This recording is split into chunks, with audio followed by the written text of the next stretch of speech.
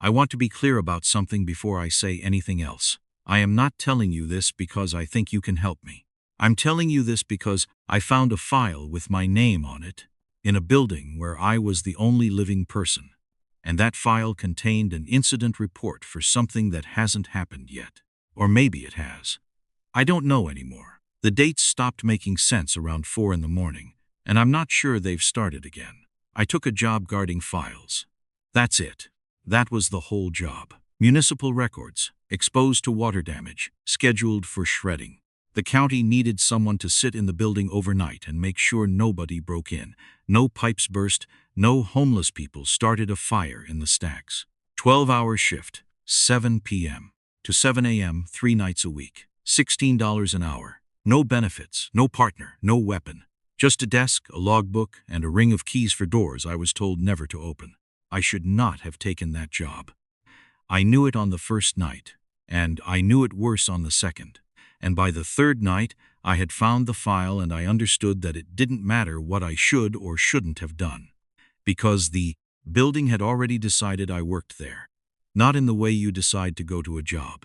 In the way a system processes you, assigns you, files you. I stayed because I needed the money.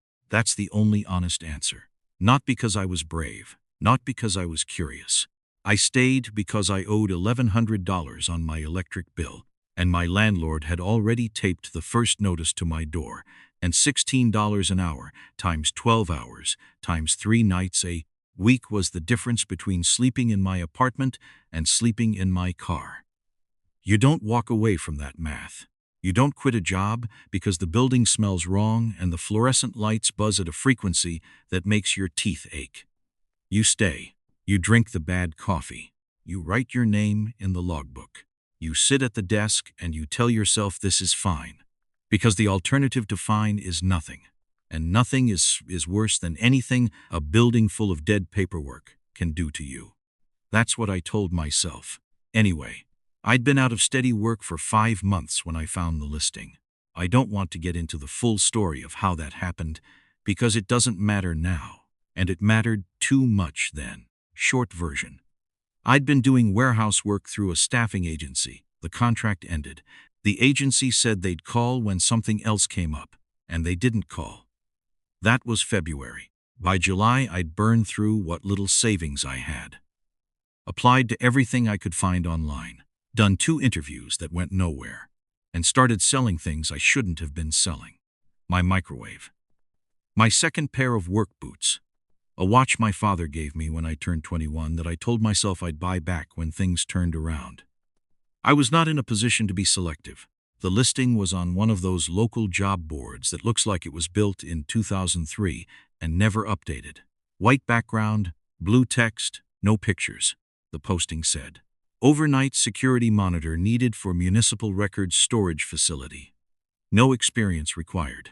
Must be able to remain on site for full shift. Must be comfortable working alone. Immediate start. No experience required. Immediate start. Comfortable working alone. Those 3 phrases are how you hire someone who has no options. I called the number within 10 minutes. The man who answered was named Victor Hale. He didn't say what his title was.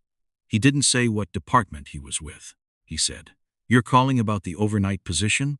And I said yes, and he asked me 3 questions. Did I have a valid ID? Could I start Thursday? Did I have any medical conditions that would prevent me from climbing stairs? I said yes, yes, and no, and he gave me an address and told me to be there at 6:30 for orientation. That was it. No background check, no drug test, no application form, no interview really, unless you count those 3 questions. The whole call lasted maybe 90 seconds. I remember sitting on the edge of my bed afterward, holding the phone, thinking that was too easy. But I also thought, maybe it's easy because nobody wants to guard a building full of old paper overnight for $16 an hour. Some jobs are easy to get because the work is miserable. I had done enough miserable work to know the difference between suspicious and undesirable. And this felt like the latter. I was wrong about that. But I didn't know it yet. The address Victor Hale gave me was on the east side of the city, past the rail yard, on a street called Polk Industrial Drive that I'd driven down maybe twice in my life. It was that kind of street that exists to connect one useful road to another. No sidewalks, no streetlights for the last quarter mile. Gravel shoulders, chain link fence on both sides, behind which sat a paving company's equipment lot, a long corrugated metal building with no signage, and then, at the end, set back from the road behind a small parking lot with weeds growing through the cracks, the Harrow Municipal Records Annex. I want to describe this building to you carefully because I think the building matters. I think it mattered before I got there, and it matters more now. It was 2 stories, concrete block construction, flat roof, built probably in the early 1970s, based on the style, which is to say it had no style. It was the kind of building that exists purely to hold things. No architectural thought beyond function. The exterior was painted a shade of beige that had faded and stained to something closer to the color of old teeth. There were windows on the 2nd floor, narrow, horizontal ones, and they were covered from the inside with what looked like brown paper.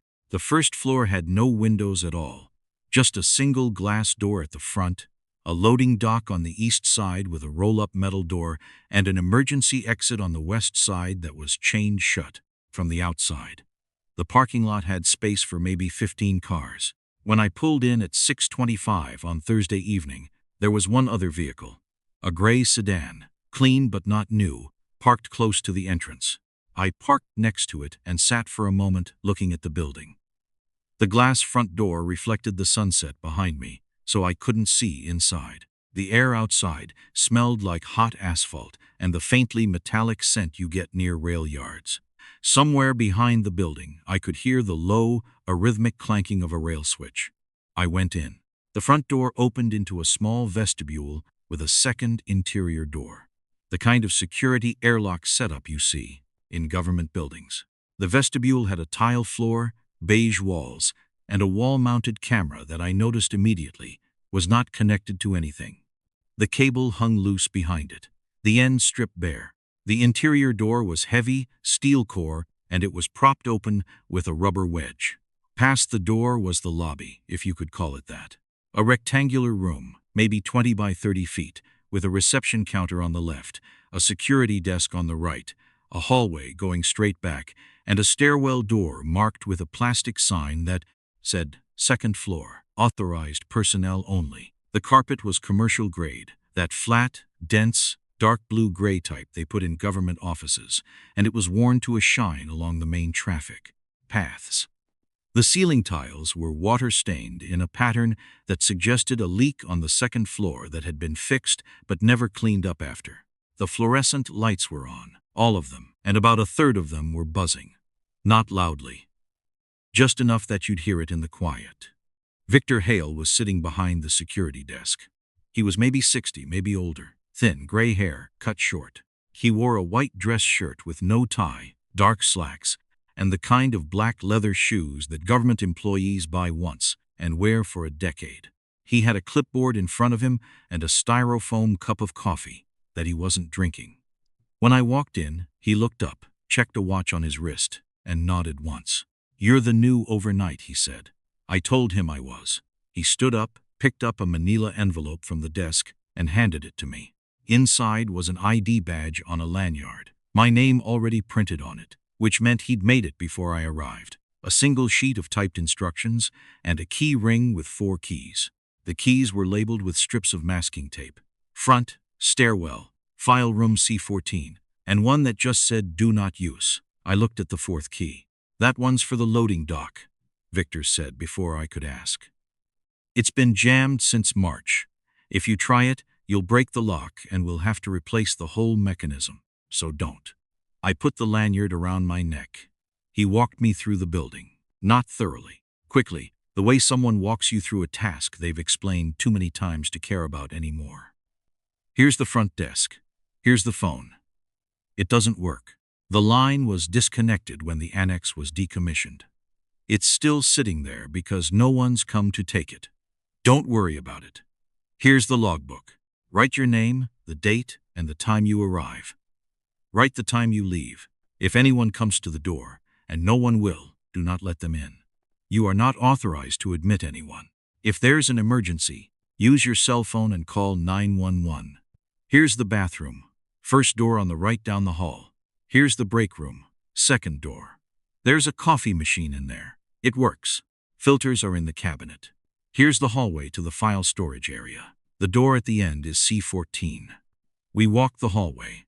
It was long, maybe 80 feet, with overhead lights that flickered in sequence as we passed under them. The walls were cinder block, painted the same institutional beige as the exterior. The floor was bare concrete, sealed but unfinished. Our footsteps echoed in a way that made the hallway feel longer than it was. The door to C14 was metal, painted gray, with a wire-reinforced window at head height. Victor unlocked it with the key from my ring, then handed the ring back to me. He pushed the door open and reached inside to flip a light switch. The room was enormous, much larger than I expected. It took up most of the first floor's back half and extended, I realized later, under part of the second floor where a section of the building had been built with higher ceilings. The room was filled, almost entirely, with metal filing cabinets. Rows and rows of them, 7 feet tall, olive green and battleship gray, arranged in long parallel lines with aisles between them just wide enough for one person. The cabinets had small index card holders on each drawer, the kind with a brass frame and a handwritten label behind a plastic window. The labels were coded, alphanumeric sequences I didn't recognize, not alphabetical, not obviously chronological, just codes HR1WEVN87W, CTO042F, TP7734 inactive, thousands of them. The smell hit me immediately. Damp paper, old paper, paper that has been sitting in a room with imperfect climate control for years, absorbing moisture and releasing it, slowly decomposing in a way you can smell but not see. Under that, something sharper. Rubber stamp ink, the old oil-based kind, not the self-inking pads they use now. And under that, faintly, the chemical smell of whatever they used to treat the concrete floor. The combination was specific and unpleasant, and it is in my nose right now, as I'm telling you this. These are inactive municipal files, Victor said. He was standing at the entrance to the room, not walking in. I noticed that. He stayed at the threshold. Personnel records, property filings, incident reports, departmental correspondence. Some of it goes back to the 50s. It's all scheduled for destruction under the county's records retention policy. They just haven't gotten around to it. What's the retention period? I asked, because I'd done a temp job once at a law firm, and I knew that records retention was a real thing with real rules. Victor looked at me for a moment longer than felt natural. Varies, he said. That was all he said about it. We went back to the lobby. He showed me the logbook one more time. It was a standard composition notebook, black and white marbled cover, college-ruled. The pages were mostly empty. A few entries near the front, all in different handwriting. Names I didn't recognize. Dates going back about 3 months, but not consecutive. There were gaps, sometimes a week between entries, sometimes 2 weeks. Other guards, I asked. Other overnights, Victor corrected. He didn't elaborate. He told me my shift was 7 p.m. to 7 a.m. He said I should stay at the desk. He said I could read, use my phone, do whatever I wanted, as long as I stayed in the building and checked the file room once every 2 hours. Just open the door, look in, close the door. He said the second floor was off limits. He said this without emphasis, the same way he'd said everything else, like it was a line item on a list he was reading from memory. Second floor, off limits. Don't go up there. Nothing's up there. Just old office furniture and a water damage problem. He put on a jacket that had been hanging on the back of the desk chair. He picked up his styrofoam cup and dropped it in the trash can. He walked to the vestibule door. One more thing, he said, and he stopped but didn't turn around. If you find a file that's been pulled, one that's out of the cabinet, on a table, on the floor, open, whatever, don't read it. Just close it and put it back. It doesn't matter where. Just put it back in any drawer and close the drawer. Why? Because open files are active files, he said, and the active ones aren't yours to deal with. Then he left. I heard the front door close. I heard his car start in the parking lot. I heard him drive away. and then it was quiet, except for the fluorescent lights. I sat down at the desk. I opened the logbook and wrote my name, Marcus Ward, the date, and the time, 7:04 p.m. I put the pen down. I looked at the lobby, the reception counter, the hallway, the stairwell door, the camera with the disconnected cable, the phone on the desk, old, beige, the kind with a coiled handset cord. I picked up the handset and held it to my ear. No dial tone, nothing. Dead. I put it back. I sat there. This is the part of the story that I think matters most, even though nothing happens in it. Because this is the part where I was still normal. I was still just a guy sitting at a desk in an empty building, bored, tired, thinking about my electric bill, and whether I should make coffee now or wait until midnight. I was still in the world, the one you're in right now. The one where files are just paper and buildings are just buildings, and the worst thing that can happen on a night shift is that you fall asleep and someone catches you. I want you to remember that I was normal, because what I'm about to tell you happened to a normal person, and it could happen to you if you needed the money badly enough to sit in the Harrow Municipal Records Annex for 12 hours in the middle of the night and guard something that the county didn't care enough about to shred, but cared enough about to lock behind a metal door. The first 2 hours were nothing. I scrolled my phone. I walked to the break room and made coffee. The coffee machine was old, a drip brewer with a glass carafe and a hot plate that had a permanent brown ring scorched into it. The filters were in the cabinet, like Victor said. The coffee was instant, not ground, a jar of generic brand crystals with the label half peeled off. I made a cup. It tasted exactly like you'd expect coffee made from a jar in an abandoned building to taste. Hot, bitter, slightly stale. I drank it anyway. At 9, I did my first check of C14. I walked the hallway, unlocked the door, opened it, looked in.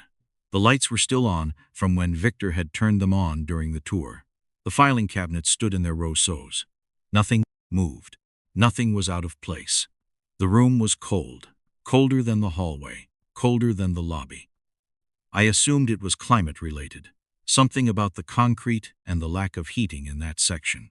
I closed the door, locked it, and went back to the desk. At 11, I did my second check. Same thing. Hallway, door, lights, cold air, damp paper smell, nothing. I went back to the desk and sat down, and that's when I noticed the logbook was open to a different page than the one I'd written on.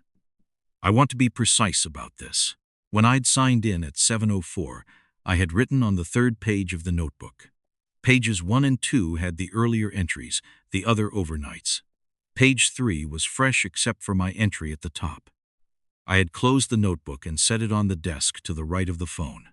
When I came back from the 11 o'clock check, the notebook was open. Not to page 3, to a page much further in, maybe page 40 or 45. And there was writing on it. The writing was not mine. It was small, precise, in blue ballpoint, and it was a list of what looked like file codes. The same alphanumeric format I'd seen on the cabinet drawers. There were 7 entries, written in a column. CD 0042F, HR1, MW001 active, TP7734 inactive, PK2209, transferred VH088, close D, MC3351 pending. I stared at it. My first thought, my honest first thought, was that Victor had written this before I arrived, and I hadn't noticed it during my initial sign-in. That made sense. He'd been sitting at this desk before I got there. He could have written anything in the notebook. I'd only looked at the first few pages when I signed in. I hadn't flipped through the whole thing, but the notebook had been closed when I left for the 11 o'clock check. I was certain of that. Not positive. Certain. There's a difference, and the difference matters. Positive means you'd swear to it. Certain means you know it in the part of your brain that doesn't need to swear because it doesn't have any doubt. The notebook was closed. I didn't close it before leaving for the check. I'd closed it hours earlier, but it was closed. Now it was open. I closed it. I put it back on the desk. I looked at the lobby. The vestibule door was shut. The hallway was empty. The stairwell door was closed. Nothing was different. Nothing was wrong. The fluorescent lights buzzed. The building was quiet. I told myself, the air systems. There had to be some kind of ventilation still running, even in a decommissioned building, to prevent mold. An air current could blow a page, could blow a notebook open. Sure, the writing was Victor's, or a previous guard's, and the air blew the notebook open to that page. That's all. I believe that. I chose to believe it, because the alternative was that someone was in the building, and the alternative to that was something I wasn't going to think about at 11:15 at night. In a concrete building at the end of a dead-end road. I made more coffee. I drank it at the desk. The coffee was bad. The chair was uncomfortable. My back ached. My eyes were dry from the fluorescent light. I thought about my electric bill. I thought about whether the staffing agency would ever call back. I thought about the watch I'd sold and how much I'd gotten for it, and how much it was actually worth, and whether the pawn shop still had it. I thought about anything except the notebook. At 1 a.m., I did my third check of C14. I walked the hallway. I unlocked the door. I opened it. One of the filing cabinet drawers was open. Third row, left side, about halfway down the aisle. A drawer at chest height, pulled out about 6 inches. Not all the way. Just enough that I could see the tops of the folders inside. Just enough that it was obviously, unmistakably open. I stood in the doorway and looked at it. Every drawer in this room had been closed at 11. I'd looked. Not carefully. Not drawer by drawer. But I'd looked at the room the way you look at a room during a security check. Scanning for anything that breaks the pattern. And at 11, every drawer was closed. Now one wasn't. I thought about what Victor had said. If you find a file that's been pulled, don't read it. Just close it and put it back. I walked down the aisle. My shoes on the concrete sounded too loud. The air was colder than before, or I was more aware of it. I reached the open drawer and looked inside. The folders were standard manila, tabbed, labeled with the same alphanumeric codes. They were packed tightly. All of them were upright and flush with each other except one, which was angled slightly. Pushed up above the others as if someone had pulled it halfway out and then stopped. The tab on the raised folder read, PK2209 Transcore. I recognized the code. It was on the list in the logbook. I didn't pull it out. I didn't open it. I put my hand on top of the folder and pushed it down, flush with the others. Then I closed the drawer. The metal was cold. Not room temperature cold. Colder than the air. The kind of cold that metal gets when it's been in a space with no heat source for a long time. Except the room had lights, and lights generate heat. And the room shouldn't have been that cold. I went back to the lobby. I sat down. I opened the logbook to the page with the codes and I looked at the third one on the list. MW0001 active. MW Marcus Ward. My initials. I looked at that for a long time. Then I told myself MW could stand for anything. Municipal Works, Maintenance Wing, Midwestern something. It was an alphanumeric code in a building full of alphanumeric codes. Thousands of files, thousands of codes. The odds of 2 letters matching my initials were not remarkable. They were inevitable. In any large enough data set, you'll find patterns that look personal. That's not supernatural. That's statistics. I was still rational. I want you to understand that.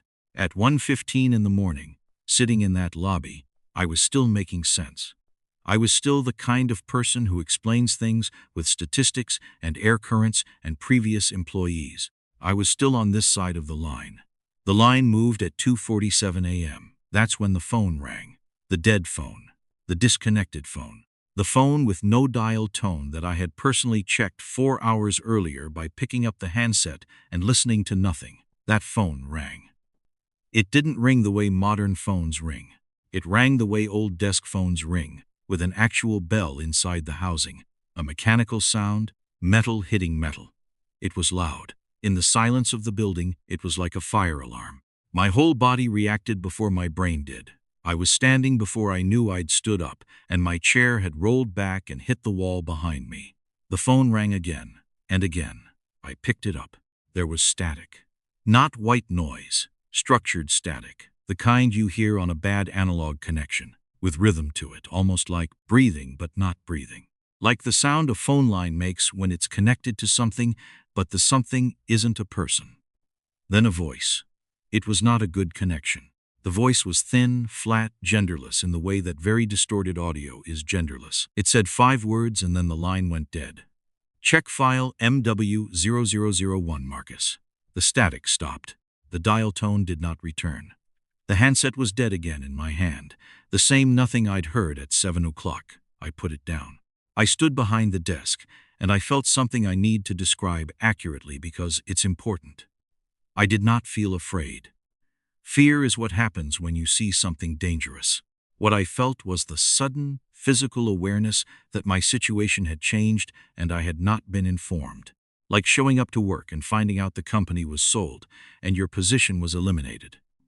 But no one told you, and you're standing in the lobby with your lunch bag, and everyone is looking at you. That feeling.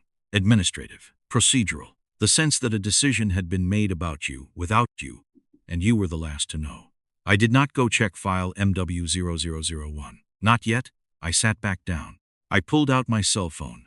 I had 2 bars of signal, weak but usable. I scrolled through my recent calls until I found the number I'd called to reach Victor Hale. I pressed it. It rang 6 times and went to a generic voicemail. No name, no greeting, just the automated system. I didn't leave a message. I called again. Same thing. I texted. This is Marcus Ward, the overnight at Harrow. Something is wrong with the phone at the desk. Please call me. I sent it. The message showed as delivered. He didn't reply. Not then, and not ever. I still have the text in my phone. It says, delivered. It was never read. I sat at the desk for another 20 minutes. I know it was 20 minutes because I watched the clock on my phone. I was supposed to do my next check of C14 at 1. I'd done it. The next one would be at 3. It was now just past 3. I was overdue. I told myself, do the check. That's the job. Walk the hallway, open the door, look at the room, close the door. You don't have to look at any file. You don't have to touch anything. Just do the check, note the time, and sit back down. 4 more hours. You can last 4 more hours.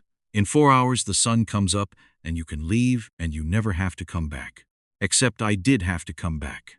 Because the electric bill was $1,100, and the rent was due in 9 days, and I had $83 in my checking account. I had to come back Thursday and Saturday, and every Tuesday and Thursday and Saturday after that, until something better materialized. And nothing better was going to materialize, because nothing better had materialized in 5 months of trying. This was what I had. This job in this building with this phone that rang when it shouldn't, and this file room full of cabinets that opened by themselves. I walked the hallway. The lights flickered. They'd been flickering all night, but now I noticed it differently. Not randomly. In sequence.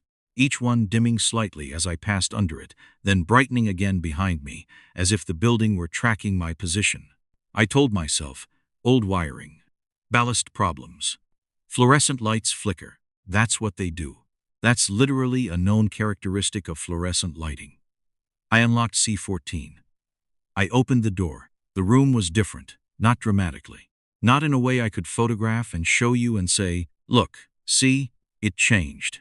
It was different the way a room is different when someone has been in it. The air was disturbed. The dust was distributed differently. Not on the floor, but in the air, as if drawers had been opened and closed recently, pushing out the fine particulate that accumulates on old paper. I could taste it. That dry, chalky taste of airborne paper dust. And there was a folder on the floor. It was in the center aisle, the widest path through the room, lying face down on the concrete as if it had been dropped or placed there. I walked to it. I bent down. I picked it up. The tab read, MC3351 pending.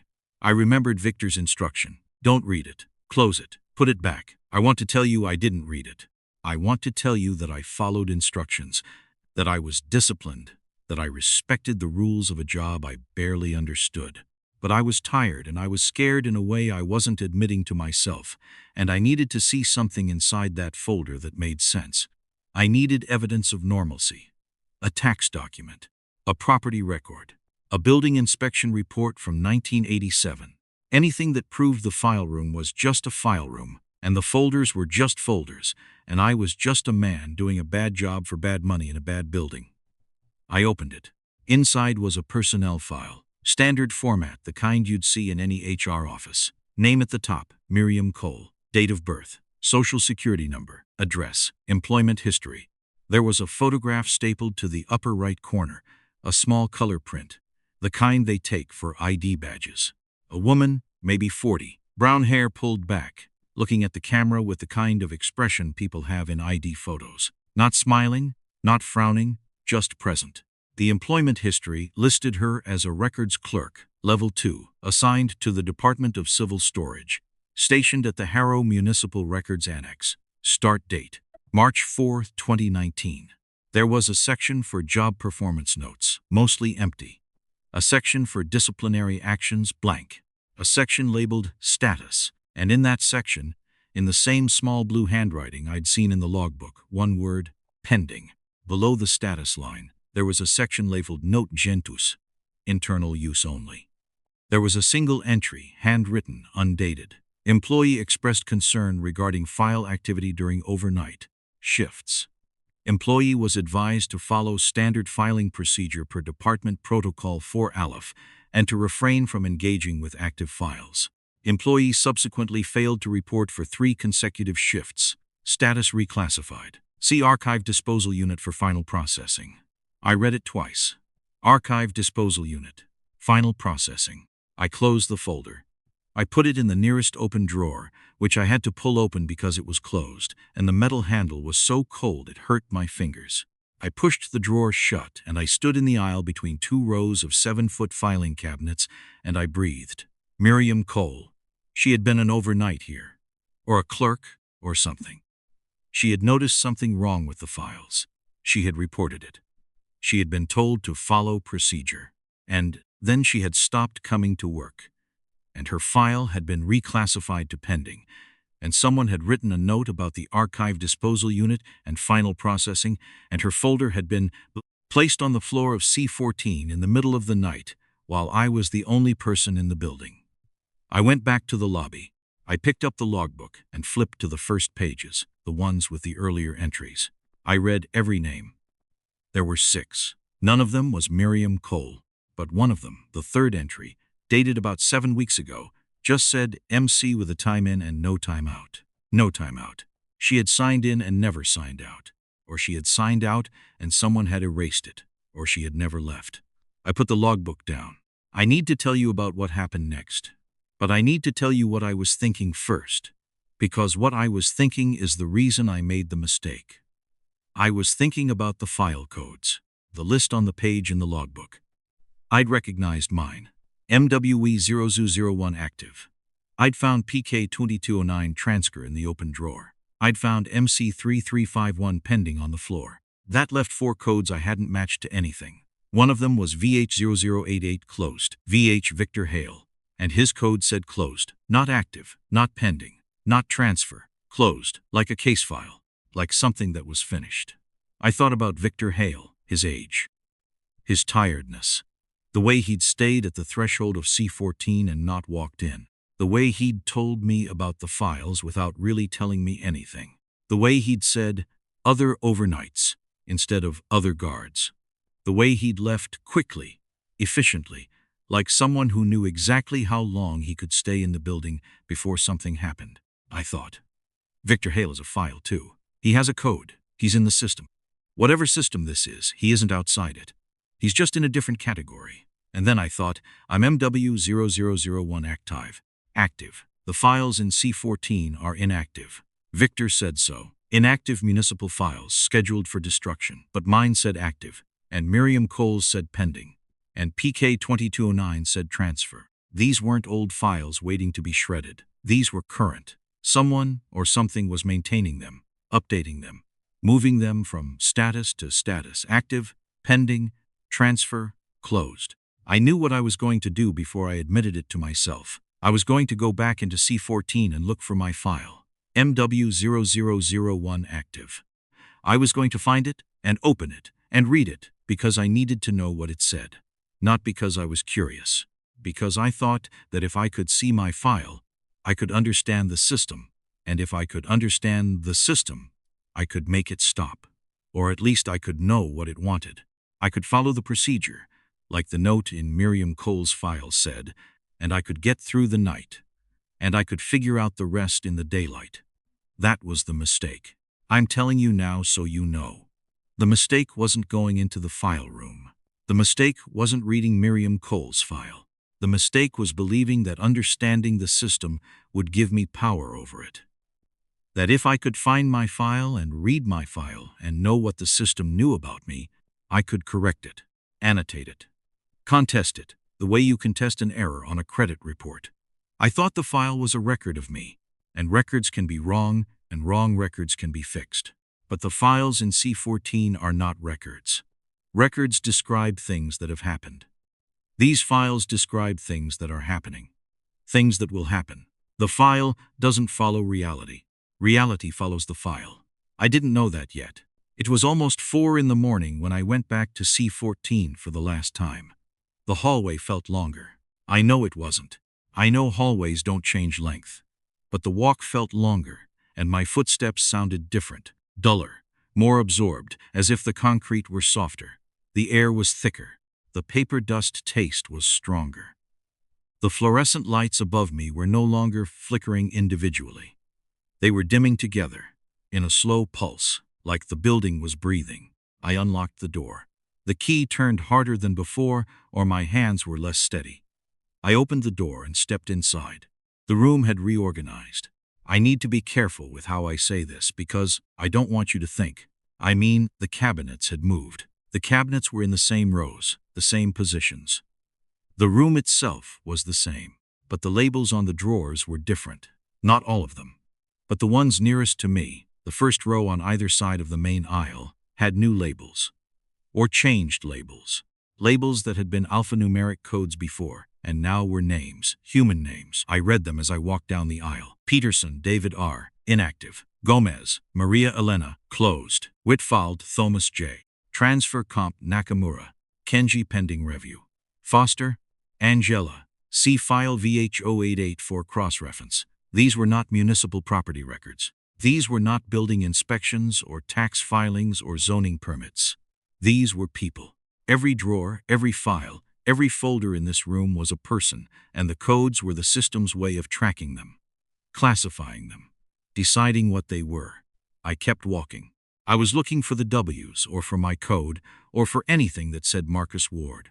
The aisles between the cabinets were narrow, and the light was worse toward the back of the room, where some of the fluorescent tubes had gone fully dark. I moved deeper into the rows. The cabinets towered above me on both sides, and the aisle ahead seemed to extend further than the room should have allowed. I counted my steps. 20, 30, 40. The room was not this big. I had seen it from the doorway. It was large, yes, but it was not 40 steps deep. I should have hit the back wall. I stopped. The air was different back here. Colder, and the smell had changed. Not damp paper anymore. Something else. Something organic and institutional at the same time. Like the smell of a hospital ward after it's been cleaned, but before the patients arrive. Sterile and alive. The cabinet to my right had a drawer at waist height with a label that read, Ward Marcus, MW0001, active, do not file, do not file. Every other drawer I'd seen said inactive, or closed, or pending, or transfer. Mine said do not file. I pulled the drawer open. There was one folder inside. Just one, in a drawer that could have held 100. It sat in the center of the drawer, upright, with my name on the tab. The folder was new. Not old, not dusty, not yellowed. New manila, crisp edges, a clean white label. It looked like it had been created that night. I took it out. I held it. It was heavier than Miriam Cole's file. Thicker. The paper inside was dense, official. I opened it. The first page was a personnel file, formatted identically to Miriam Cole's. My full name, my date of birth, correct. My social security number, correct. My address, correct, the current one, the apartment with the eviction notice and the unpaid electric bill. My employment history. And here I felt something drop inside me, because it was complete. Not just the security job. Everything. The warehouse work, the temp agency, the law firm, the grocery store I'd worked at in college. The summer I'd spent doing landscaping for my uncle's company. Every job I'd ever had, listed in order, with dates that were accurate to the month. There was a photograph stapled to the upper right corner. It was me, taken from a distance. I was sitting at the security desk in the lobby of the Harrow Municipal Records Annex. The timestamp in the corner of the photo read today's date. The time read 11:07 p.m. That was during my second check, right around when I'd walked to C14 and found everything normal. Something, had taken a photograph of me sitting at the desk when I was down the hall. There was no one in the building. There was no working camera. The cable was disconnected. I had seen it. I had looked directly at the dead camera and the stripped cable hanging behind it, and I had noted it during my first walkthrough. The camera did not work. The photograph existed anyway. I turned to the next page. It was a shift report, pre-filled, with my name and the date and the shift time, 7 p.m. to 7 a.m. It described, in the same small blue handwriting I'd seen everywhere that night, the events of my shift, my arrival, my check-ins, the time I made coffee, the time I found the logbook open, the time the phone rang, the time I read Miriam Cole's file. It described everything I had done, in order, with times that were accurate to the minute, and it continued past the present moment. The report did not end at 4 a.m., which was roughly the current time. It continued. It described me reading my own file at 4:07 a.m.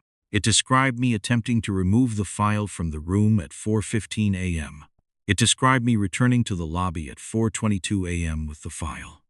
It described me placing the file in my bag. It described me leaving the building at 7 a.m. at the end of my shift. It described, in one final line, an incident report. The incident report was on the next page. It was a single paragraph, typed, not handwritten, on Department of Civil Storage letterhead.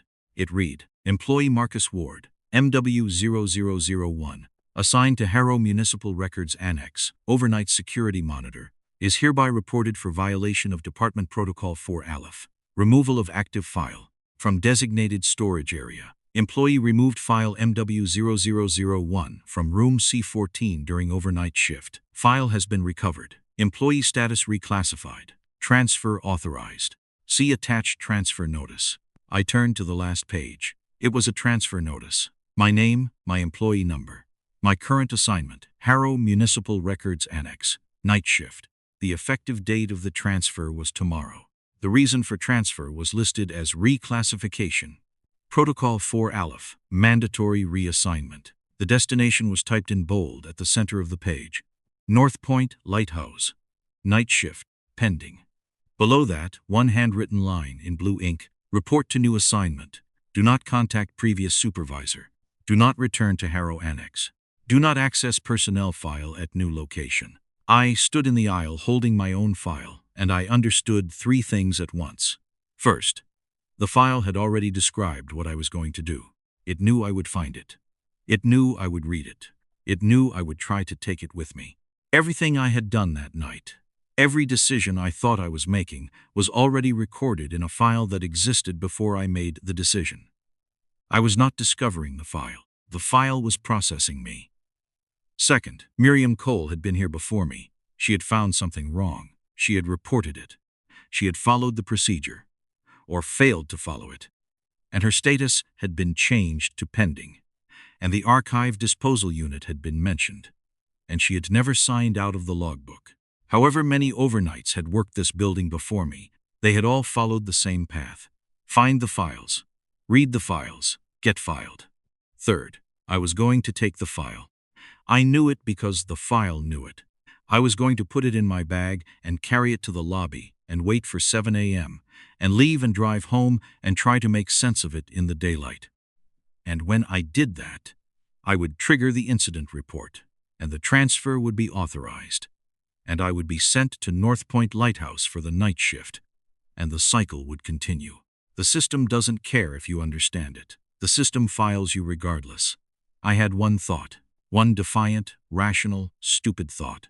I thought, what if I don't take it? What if I put the file back in the drawer and close it and walk out and never come back? The file says I take it. What if I don't? What if I break the prediction? What if I prove the record wrong? I put the file back in the drawer. I closed the drawer.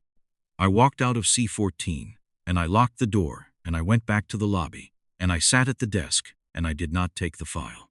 I sat there for 2 hours and 43 minutes. I did not go back to the file room. I did not open the logbook. I did not make coffee. I did not touch the phone. I sat in the chair and I watched the hallway, and I waited for 7 a.m. At 6:51 a.m., the sun was coming up. I could see it through the vestibule door, pale orange light in the parking lot. 9 minutes left on my shift. I had made it. I had not taken the file. The prediction was wrong. The system could be beaten. I felt something close to relief. I reached for my bag, which was on the floor beside the desk. I picked it up. It was heavier than it should have been. I opened it. The file was inside. MW0001 active. My name on the tab. The personnel file, the shift report, the incident report, the transfer notice. All of it in my bag, as if I had put it there myself, as if I had walked back into C14 at 4:15 a.m. and taken it exactly the way the report described. I don't know how it got there. I don't know if I blacked out, or if the file moved itself, or if the report was never a prediction at all, but a description of something that was always going to be true regardless of what I chose. I don't know. I sat in the chair holding the folder, and the sun came through the vestibule door, and the fluorescent lights buzzed, and I knew with absolute certainty that it didn't matter whether I'd taken the file, or the file had taken me. The incident report existed. The transfer was authorized. I wrote my checkout time in the logbook. 7:00 a.m. I walked to the vestibule. I stopped. I looked back at the lobby one more time. The desk, the chair, the dead phone, the hallway stretching back into the building. The door to C14, closed, locked, holding thousands of drawers full of thousands of lives, all of them sorted and labeled and filed. The phone rang once as I pushed open the front door. One ring and then silence. I drove home. I put the file on my kitchen table. I sat on the edge of my bed.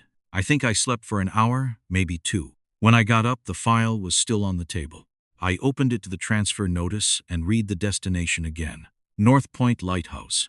Night shift pending. I searched for it. Online, maps, county records. North Point Lighthouse. There is a lighthouse by that name about 90 miles up the coast. Decommissioned in 2004, currently owned by the county. Not open to the public. No listed use. No street address. Just GPS coordinates and a notation in the county property database that said maintenance and security services provided by the Department of Civil Storage. The same department. The same system. The same filing cabinet with a different address. I have not reported to North Point. Not yet. The transfer date is tomorrow. And I am telling you this today, and I do not know what happens if I don't go. I don't know if the file will update. I don't know if my status will change from active to something else. I don't know if not going is even a choice I'm capable of making. Because the last time I chose not to do something the file said I would do, the thing happened anyway, and the file was right and I was wrong. I keep thinking about Miriam Cole's file. The word pending, not closed, not inactive, pending, like she's still in the system, still being processed, still waiting for a final determination. And I think about Victor Hale, whose code said closed, and I wonder if closed is better or worse than pending. And I wonder if there's a status I haven't seen yet, something below closed, something that the archive disposal unit handles, something that final processing means. I keep thinking about the other names in the logbook. 6 overnights before me. None of them signed out. I keep thinking about the file codes on the list. 7 codes, 7 people, 7 statuses. A system with inputs and outputs and categories and procedures, and a protocol called 4 Aleph that I violated without knowing it existed. A system that runs the same way whether you understand it or not, whether you agree to it or not, whether you signed up for the job or the job signed up for you. I have the file on my kitchen table. I've read it 4 times. The incident report still says what it said. The transfer notice still says North Point. The shift report still describes my night with accuracy that makes my hands shake. But there's one thing in the file I haven't mentioned. One detail I've been avoiding because saying it out loud makes it real in a way I'm not ready for. On the last page, below the transfer notice, below the handwritten instruction not to contact Victor Hale, not to return to the annex, not to access my file at the new location, below all of that, in the very bottom corner, in handwriting so small I almost missed it, someone wrote a number, a file code, MW0002. My code is 0001. There is no MW0002 at Harrow. I checked every aisle, every cabinet, every drawer I could see. There's no MW0002 in that building. But there will be one at North Point. There has to be. Because the system already has a number for the next version of me. Whatever I become when I walk into that lighthouse, whatever status I'm reclassified to, whatever the next shift report says I did, there's already a folder waiting. Already labeled. Already filed. I have $83 in my checking account. My rent is due in 9 days. My electric bill is $1,100, and the second notice came yesterday. The staffing agency hasn't called. The pawn shop sold my father's watch. North Point Lighthouse. Night shift pending. I think I'm going to go.